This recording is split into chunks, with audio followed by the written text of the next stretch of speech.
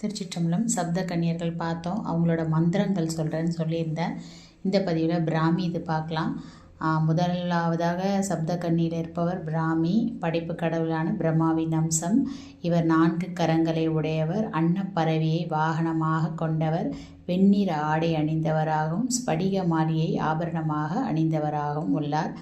பிராமியோட தியான ஸ்லோகம் அப்படின்னு பார்த்தீங்கன்னா, தண்டம் கமண்டலும் சச்சாத் அஷஷீத்ரமதாபயம் பிப்ரதி கனகச்யா பிராஹி கிருஷ்ணா ஜீனோஜ்வலா. பிராமி மந்திரம். ஓம் பிராம் பிராம்யை நமஹ. ஓம் ஆம் க்ஷாம் பிராமி கன்யகாயை நமஹ. பிராமி காயத்ரி மந்திரம்.